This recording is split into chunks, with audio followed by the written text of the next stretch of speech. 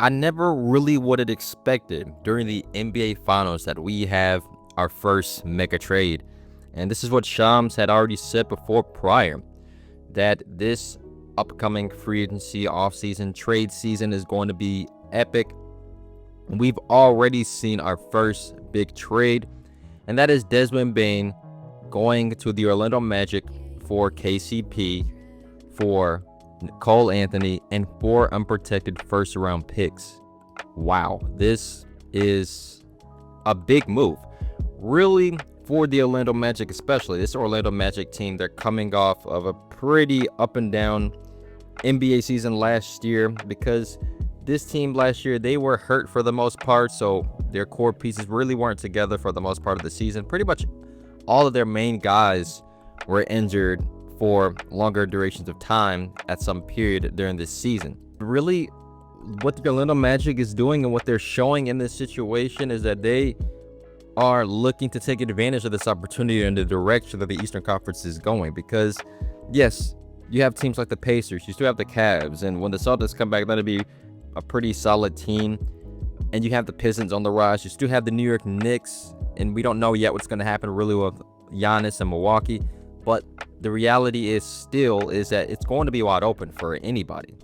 And for the Orlando Magic now, acquiring Desmond Bane, who shoots over 42% on catch and shoot threes and just 39% in general from 3, that is exactly what they needed to really take them over the hump. Now, granted, yes, trading him for 4 unprotected first-round picks is not really good, especially when you look at that one for 2026, I believe.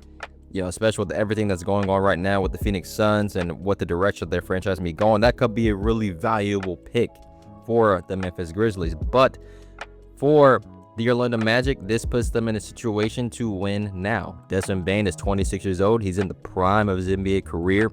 He is everything that this Orlando Magic team needs, because the Orlando Magic have been one of the worst three-point shooting teams this season. So in order for them to expand their offensive prowess in the game, that they needed to become a better three-point shooting team, because we all know on defense, this team is amazing when it comes to defense. They still have many of their core pieces on this team, but what they need is more offensive firepower. Now, granted, Cole Anthony, yeah, he will be missed, but you getting a guy like Desmond Bane in return is really valuable. And KCP really is a guy that was supposed to be a really solid piece for this Orlando Magic team, but the reality is he really wasn't the best fit. He didn't really have a great season for the Orlando Magic, so they decided to move on from him and his contract that they did give him.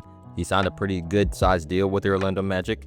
So really, I think that for Desmond Bane now on this Orlando Magic team, it's going to be a pretty solid fit. Really, my only question is, will that really be enough for this Orlando Magic team? Because when you look at the three-point percentages for all of their players really on this team, shoot under 35% from 3.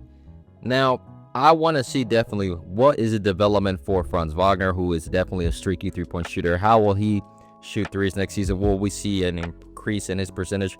Will Paolo improve?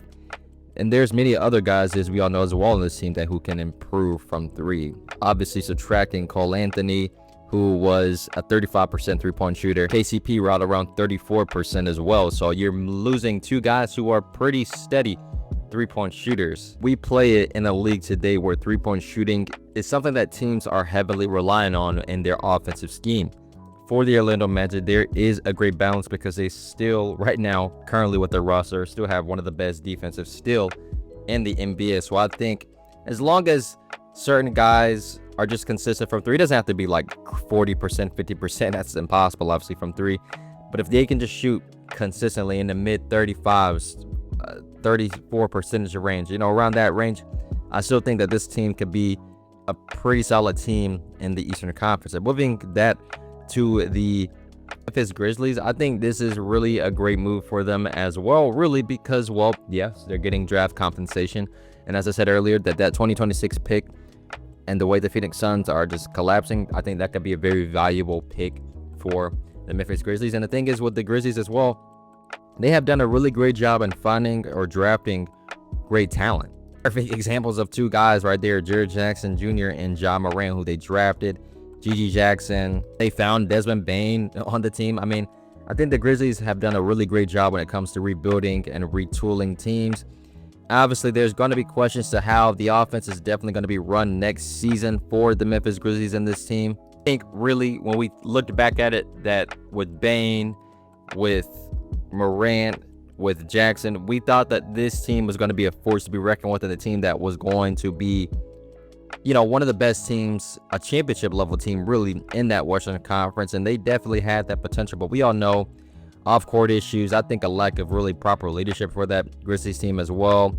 And even when it came to their head coach, they said that mainly was one of the problems was it's a disconnection with him and the locker room. I think this Grizzlies teams, they just kind of need a cultural reset. They need to just really lock in. And I think still what you have John Morant, Jared Jackson Jr., that's still a pretty solid team.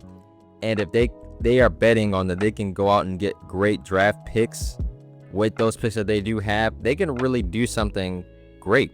So really, looking at this trade for both teams, this is a win. I think long-term speaking, this could be a win for the Grizzlies, especially if they draft really well. And for the Orlando Magic, it can be a win-lose situation, because at the end of the day, they did take a massive risk in doing this trade and trading all that draft compensation for Desmond Bane, but they can really hit on this, and you never know. This could be their year if everybody is healthy to win.